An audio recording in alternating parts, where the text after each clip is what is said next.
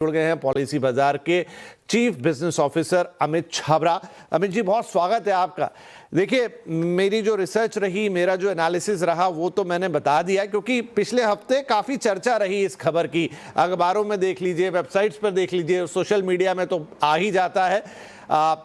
आपके हिसाब से ये क्या रहा? क्यों अचानक से ये खबर इतनी सुर्खियों में आ गई, जबकि रिसर्च में तो पता लग रहा है कि ऐसा कोई स्पेसिफिक आदेश IRDAI ने नहीं दिया है, लेकिन 2 घंटे 3 घंटे में भी अब हॉस्पिटल से छुट्टी हो जाए तो आपको मेडिक्लेम मिल जाएगा, ये हेडलाइंस थी। जी बिल्कुल, आपका जो एनालिसिस है बिल्कुल सही है। इनफैक्ट ये पिछले कुछ 1-1.5-2 साल से है काफी सारे प्लान्स में, धीरे धीरे करते करते अब काफी सारे प्लान्स में आ गया। ये एक बदलाव है कि अब मोस्टली अच्छे बड़े हर इंश्योरेंस कंपनी के प्लान में 2 आवर हॉस्पिटलाइजेशन का क्लॉज अब आ गया है, और इसी कारण ये वायरल हुआ, जैसे आपने बोला। मैं थोड़ा सा समझाता हूँ ये कैसे काम करता है। ये एक्चुअली एक ऐसी चीज है जो सबके लिए अच्छी है, कस्टमर के लिए अच्छी है, इंश्योरेंस कंपनी के लिए अच्छी है, अस्पताल के लिए भी अच्छी है। मैं समझाता हूँ ये कैसे काम करती है। सो आज से पहले, या आज से 1-2 साल पहले अगर हम बात करें, तो हेल्थ इंश्योरेंस ये कहती थी कि कम से कम 24 घंटे का ट्रीटमेंट अनिवार्य है अगर हेल्थ इंश्योरेंस का क्लेम चाहिए तो, एक्सेप्ट अगर डे केयर ट्रीटमेंट है। सो कुछ ऐसी बीमारियां लिस्टेड थी जो डे केयर ट्रीटमेंट थी, जैसे कैटरैक्ट हो गया फॉर एग्जांपल, जो 2-3 घंटे में हो जाता है। तो ऐसी आपका डायलिसिस हो गया, इस तरह की बीमारियां तो निकल जाती थी। लेकिन इसके अलावा मान लीजिए किसी को हाई फीवर की वजह से हॉस्पिटलाइज होना पड़ा, किसी का बीपी शूट अप किया, ऐसी चीजों के लिए जनरली 24 घंटे का मिनिमम हॉस्पिटलाइजेशन चाहिए होता था क्लेम लेने के लिए। तो ऐसे में बहुत बारी हॉस्पिटल ये भी करते थे कि वो कस्टमर को बोलते थे कि आप 24 घंटे के लिए एडमिट हो जाइए ताकि आपका क्लेम भी मिल जाएगा, और 24 घंटे बाद वो कस्टमर को डिस्चार्ज करते थे। तो हेल्थ इंश्योरेंस कंपनी क्लेम भी देती थी और कस्टमर को भी हॉस्पिटल में 1 दिन के लिए रुकना पड़ता था, जो कि इनकन्वीनियंस है। कोई भी कस्टमर अगर जरूरत ना हो तो हॉस्पिटल 1 मिनट भी रुकना नहीं चाहता। तो ये सब देखते हुए इंश्योरेंस कंपनीज ने ये अपने प्रोडक्ट में ये बदलाव किया, ये फ्लेक्सिबिलिटी थी, तो उन्होंने ये एक नया फीचर लॉन्च किया जो मोस्टली इनबिल्ट है। ये कोई राइडर नहीं है, इसके लिए अलग से पैसे नहीं देने होते। तो ये एक फीचर इनबिल्ट किया उन्होंने हर प्लान में कि अगर आपको ट्रीटमेंट के लिए 2 घंटे, आप 24 घंटे से कम में अगर आपका ट्रीटमेंट हो जाता है और घर जाने के लिए तैयार हैं, तो वो आपको घर भेज देते हैं और आपका क्लेम भी पे हो जाता है। ये कस्टमर के लिए अच्छा है, बिकॉज कस्टमर जल्दी घर पहुंच जाता है, 1 मिनट भी उसे एक्स्ट्रा रुकना नहीं पड़ता, सिर्फ इस कारण से कि उसका क्लेम पे हो जाए। ये इंश्योरेंस कंपनी के लिए अच्छा है क्योंकि उनकी कॉस्ट कम होती है, बिकॉज अदरवाइज पूरी रात का खर्चा भी देते थे, 24 घंटे का पूरा खर्चा देना पड़ता था। अब पेशेंट जल्दी डिस्चार्ज हो जाता है तो इंश्योरेंस कंपनी के लिए कॉस्ट भी बचती है। साथ ही साथ हॉस्पिटल के लिए अच्छा है, बिकॉज जहां पे भी अगर बेड्स की कमी होती है तो बेड जल्दी फ्री हो जाता है, तो वो अगले पेशेंट को एडमिट कर सकते हैं।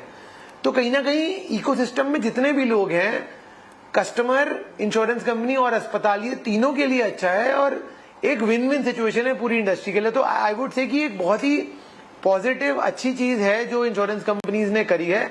और आई थिंक IRDAI को भी मैं बोलना चाहूंगा कि उन्होंने बहुत अच्छा एक बदलाव जो किया था इंश्योरेंस प्रोडक्ट्स में। कंपनीज चेंज कर सकती हैं प्रोडक्ट्स में, नए इनोवेशंस ला सकती हैं, उसी की वजह से ये हो पा रहा है। तो कहीं ना कहीं पूरा इकोसिस्टम, इंश्योरेंस कंपनी, IRDAI, अस्पताल, सबने मिलकर एक ये बहुत ही अच्छी पहल करी है जिससे कि कस्टमर का फायदा होता है। तो ये बात तो समझ में आ गई कि ये किस तरह से हो रहा था और क्यों ये सुर्खियों में आया। मुझे बताइए कि इस समय अगर मैं परसेंटेज वाइज पूछूं तो कितनी पॉलिसीज में ये अवेलेबल है, या अब बस लगभग सभी पॉलिसीज में आ गया है? और लोगों के मन में ये भी सवाल आएगा कि मेरी तो पॉलिसी पुरानी है, तो क्या उसमें मुझे फायदा मिलेगा?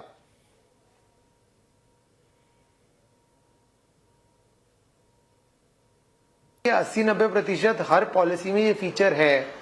कुछ जिनमें नहीं है वो भी आ रहा है, जस्ट एक मैटर ऑफ टाइम है। जैसे जैसे प्लान अपग्रेड होंगे, ये एक ऐसा फीचर है जो ऑलमोस्ट हर प्लान में अब आ रहा है। दूसरा और बहुत ही इंपॉर्टेंट सवाल, जिन लोग के पास ऑलरेडी हेल्थ इंश्योरेंस पॉलिसी है उनके प्लान के साथ क्या होगा? तो अगेन जैसे जैसे प्रोडक्ट्स रीफाइल हो रहे हैं, और ये ऑलमोस्ट हर प्रोडक्ट 2 से 3 साल में रीफाइल हो जाता है। तो मान लीजिए अगर आपने एक प्रोडक्ट 2 साल पहले खरीदा था, तो वो या तो रीफाइल ऑलरेडी हो चुका होगा या इस साल होने वाला होगा। जैसे ही ये होता है, ऑटोमेटिकली ये फीचर भी मोस्ट प्लान्स में आ जाता है। लेकिन फिर भी मैं यही बोलूंगा कि हर कस्टमर को, हर पॉलिसी होल्डर को जरूर चेक करना चाहिए कि मेरी पॉलिसी में ये फीचर है या नहीं। अगर नहीं है तो आपको कोशिश करनी चाहिए आप with in the same company ऐसे प्लान में मूव हो जाए जहां पे ये फीचर हो, वही बेस्ट है। बिकॉज ये एक ऐसी चीज है जो कस्टमर के लिए बहुत अच्छी है। कोई भी एक अस्पताल में 1 मिनट से ज्यादा रुकना नहीं चाहता, एक्स्ट्रा जितनी जरूरत है उतना करके आप निकलना चाहते हैं वहां से, तो कस्टमर के लिए अच्छा है। तो अगर आप एग्जिस्टिंग पॉलिसी होल्डर हैं, आप प्लीज अपने ब्रोकर से, अपने एजेंट से या अपनी इंश्योरेंस कंपनी से चेक करिए कि मेरे पॉलिसी में 2 आवर हॉस्पिटलाइजेशन है कि नहीं। अगर नहीं है तो कोशिश करिए आप ऐसे प्लान में मूव कर जाइए जहां पे आपको 2 आवर हॉस्पिटलाइजेशन मिले, या फिर आप अपनी एग्जिस्टिंग पॉलिसी अपनी इंश्योरेंस कंपनी से चेक कर लीजिए मेरे प्लान में कब आ जाएगा 2 आवर हॉस्पिटलाइजेशन। अगर तो ये कुछ दिनों की बात है then you can stay in that plan, otherwise आपको सोचना चाहिए मूव करने का। अमित, अब ये बताइए कि ये जो 2 आवर हॉस्पिटलाइजेशन प्लान है इसके कुछ नियम कायदे भी होंगे, कुछ चीज़ों पे डिपेंड भी करेगा, मतलब कैसे ये डिसाइड होगा? अब अगर मान लीजिए कि वो उस लिस्ट के डे केयर वाली लिस्ट के अलावा है कि भाई हाँ इन्हें 2 घंटे का हॉस्पिटलाइजेशन ही इनके लिए पर्याप्त था और इनको 2 घंटे या 3 घंटे में जो भी है छोड़ दिया गया, मतलब वो 24 घंटे की साइकिल ज़रूरी है। आई थिंक ये सिर्फ नाम 2 घंटे है, 2 घंटे मिनिमम वो होगा, लेकिन कोई 4 घंटे, कोई 5 घंटे, कोई 6 घंटे, जिसकी जैसी रिक्वायरमेंट है, लेकिन उसके लिए कुछ तो गाइडलाइंस होंगी। देखिए, ऐसे अलग से कोई गाइडलाइन नहीं है। जो सेम गाइडलाइन जो एक 24 घंटे या 48 घंटे की हॉस्पिटलाइजेशन पे लागू है, वही सेम गाइडलाइन यहां पे भी लागू होती है। एक ही चीज मैं बोलना चाहूंगा कि इंपॉर्टेंट है, इसमें ओपीडी या आउट पेशेंट कवरेज नहीं होता है। इसका मतलब मान लीजिए मेरे को कुछ मामूली बुखार है, मैं डॉक्टर को दिखाने गया, उन्होंने कुछ टेस्ट करे, मेरे को दवाई दे दी, वो कवर नहीं होता है। मैं किसी डेंटिस्ट के पास गया, मेरा रूट कैनाल होना है, ये सब कवर नहीं होता, जो नॉर्मली हेल्थ इंश्योरेंस प्लान में भी कवर नहीं होता, अनलेस आपके पास ओपीडी कवर है। तो ओपीडी के अलावा अगर कोई भी ट्रीटमेंट हो रहा है, जैसे मेडिकल मैनेजमेंट के लिए बहुत बारी आपको एडमिट होना होता है, इसके अलावा कोई छोटी ट्रीटमेंट है जो 24 घंटे से कम में हो रही है, वो सब इसमें कवर होगी। अगर 24 घंटे से कम वक्त लगा तो भी आपका हेल्थ इंश्योरेंस क्लेम मान्य होगा, ऑनर किया जाएगा, आपको पैसे मिलेंगे। तो अलग से कोई गाइडलाइन नहीं है, जो हेल्थ इंश्योरेंस की आपके प्रोडक्ट की गाइडलाइंस है वही रहती है। पहले एक 24 घंटे का क्लॉज था, अब वो हट गया है। तो अगेन जैसे मैंने बोला कि पेशेंट के लिए अच्छा है कि उन्हें 24 घंटे बिताने नहीं पड़ेंगे अस्पताल में। अमित, ये एक उदाहरण अब मैं आपसे एक उदाहरण के तौर पे मैं आपसे पूछता हूं कि फॉर एग्जांपल कोई एक मरीज है और वो गैस्ट्रोएंटरोलॉजिस्ट के पास गया और उन्होंने कहा कि भाई आपकी तो मुझे एंडोस्कोपी करनी होगी। अब एंडोस्कोपी भी अपने आप में एक छोटा मोटा प्रोसीजर है, इनफैक्ट उसमें एक फुल एनेस्थीसिया देकर किया जाता है और उसमें 2-3 घंटे का वक्त जाता है। तो क्या अब ऐसी चीज क्लेम के अंदर आएगी? पहले वो मरीज को खुद अपने पैसे खर्च करके ही कराना पड़ता था। देखिए, अच्छा एग्जाम्पल लिया आपने। एंडोस्कोपी के लिए जनरली हॉस्पिटलाइजेशन की जरूरत पड़ती है, क्योंकि वो एक प्रोसेस है, it is like a surgery, एक छोटा सा माइनर सा सर्जिकल टेस्ट होता है। तो अगर उसके लिए हॉस्पिटलाइजेशन की जरूरत पड़ती है तो वो 24 आवर या 2 आवर जो पहले हो जाएगा उसमें कवर होगा। लेकिन अगर कोई ऐसा टेस्ट है, मान लीजिए कोई ब्लड टेस्ट है फॉर एग्जाम्पल, या कोई छोटा सा टेस्ट है जिसके लिए हॉस्पिटलाइजेशन की जरूरत ही नहीं पड़ती है, तो वो कवर नहीं होगा। तो अगेन मैं दोबारा बोलूंगा, इसका बहुत सिंपल एक तरीका देखने का कि कोई भी ऐसी चीज जिसके लिए हॉस्पिटलाइजेशन की जरूरत पड़ती थी, लेकिन टेक्नोलॉजी की वजह से, बेटर ट्रीटमेंट की वजह से वो जल्दी हो गया। या फिर मैं आपको एक और एग्जांपल देता हूं, मान लीजिए किसी का बीपी शूट अप कर गया, ब्लड प्रेशर बहुत ज्यादा बढ़ गया। ऐसे में जनरली डॉक्टर ये बोलते हैं कि हमें आपको अंडर ऑब्जर्वेशन रखना पड़ेगा, बिकॉज आपका बीपी शूट अप कर गया है तो रिस्क हो सकता है, आपको हार्ट अटैक आ सकता है या कोई और दिक्कत हो सकती है।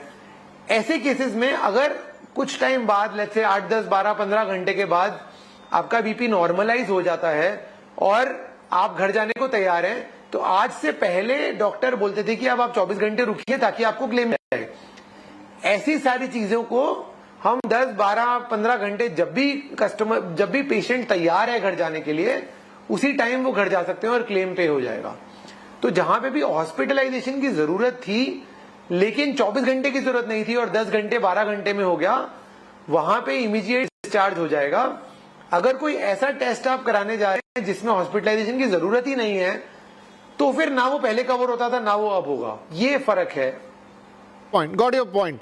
वो एक अलग बात हो गई, लेकिन अब यह है कि वो 2 घंटे के लिए आपको बहुत जद्दोजहद करने की जरूरत नहीं है, आपको रुकने की। कुछ और भी सिनारियो दिमाग में आ रहे हैं यहाँ पर अमित जी, वो भी आपसे पूछूंगा।